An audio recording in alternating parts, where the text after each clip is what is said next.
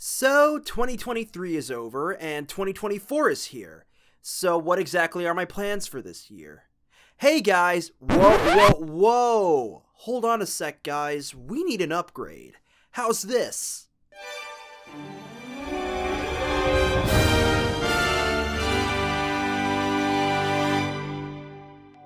There we go, that's more like it. So how's it going, everyone? The new year is here. Not only is it another leap year, it's also the year of the dragon. So first things first, let's go over 2023. I honestly have to say this, 2023 might have been one of my best years ever. There's been a lot that happened, so let me just go over the highlights. So first things first, I had some great times with friends and I made a few new ones. I saw the Mario movie in theaters twice, which is something I've been wanting to see since I was a kid, a good Mario movie, and it was fantastic. I had a screening of my series Eventia to a mass audience for the first ever time. I started my voice acting journey and took my first ever class, which it was the best class I've ever taken, let me tell you that. Met some amazing people in the process. I went to my first ever midnight launch for a video game, which was the Super Mario Bros. Wonder launch at the new Nintendo New York store, and I ended up shaking Doug Bowser's hand. Nice hat. Oh, you really scared me. Hi, Doug. Hey, how we doing? It's a pleasure to meet you. Nice to meet you Pleasure to too. meet you. How are you? We're doing good. Oh, yeah. How we doing? Do you think you can make my night? What is making your night? I'm not signing things right now. Okay, gotcha. I'll never get. I also went to Anime NYC, which was the first con I've been to in over 4 years. My last one that I went to was New York Comic Con in 2019, and this was also my first ever con in cosplay. I cosplayed as Yugi Moto from Yu-Gi-Oh!, which became my big obsession this year. On the topic of Yu-Gi-Oh!, I also played the Yu-Gi-Oh! Card game for the first time ever, and I actually won my first ever duel with the most iconic card in the series, the Blue Eyes White Dragon. Last but certainly not least, I finally achieved something at school that I've been working at for nearly a year. After having been rejected twice, I finally got my major switched from the generic art major to the illustration major. One step closer to career goals! So now that I covered what went down in my 2023, it's time to talk about what my plans will be for this year, 2024.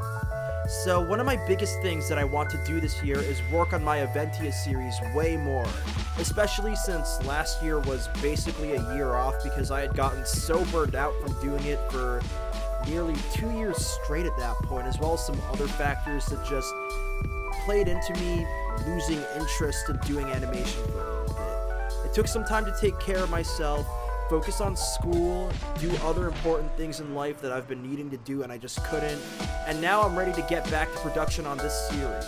Since episode 4 dropped last year, I've been working on improving my art style, hence why there was a little bit of a hiatus, and it got a pretty major overhaul since then.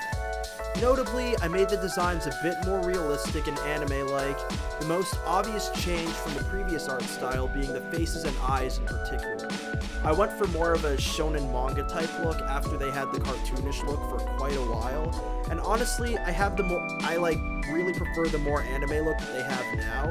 It's a real refresh from what they had before. It's a little more serious, a little more expressive, and just feels more lively, I really want to make the new Eventia stuff look as good as I can get it to, and one thing I want to possibly do this time around is commission some animators who worked on anime such as One Piece or Jujutsu Kaisen to animate some scenes during battles. I'll still do a majority of the work myself though, so this is mainly reserved for scenes that I really want to pop. Not to mention, it'll be expensive, but I honestly have spent way more money on my collections, so taking a break from those and funding my series instead would be nice. Whereas in previous episodes, Eventia was very much a kid messing around on a computer and too much free time on his hands, I now want to make it look a little more like something a small studio did, so I want to bump up the quality a little bit.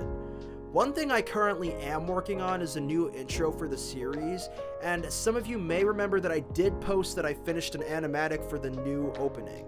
I'm aiming to have the new opening done by mid-February. I'm currently hard at work on it. The old opening is from January 2021 and my art style has evolved a lot since then. And with the new episodes being more serious story-wise than the older ones, I think it's a little bit time for a refresh, don't you think? I've got a few episodes with completed scripts, but due to me taking a break for a bit, they've been held off, but I've started boarding them and I aim to have voice acting recorded for them soon. On the topic of voice acting, that's one thing I'm going to start pursuing as well this year. You see, voice acting has always been a thing I've been interested in. From the original Blue Fire series, in which one of the reasons that I made it was because I really wanted to play the voice of a lead hero, voice acting has always been the thing that I wanted to do.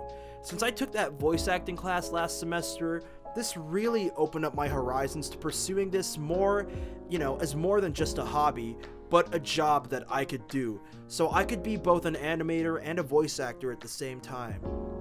I mean, I kinda already am, since I do voice both Billie and Navento on Eventia, as well as some extra characters, but I want to do things outside of that. In fact, one of my dreams is to voice in an anime dub one day.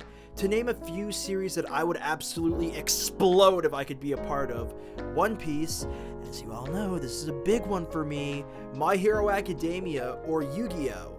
The grind to one day be a part of anime dubs begins this year. Not to mention, when I posted some of those fan dubs like the One Piece and Dragon Ball ones, they did really well and helped to serve as motivation for me to move forward with this kind of stuff. So there you go. For Christmas, I ended up getting a new microphone. The Rode NT1, which you are hearing me speak from right now, as well as an audio interface to upgrade from my old Blue Yeti, which I've recorded a lot of things on since 2019. It's served me well, but now that I've upgraded to an XLR microphone, the quality is so much better.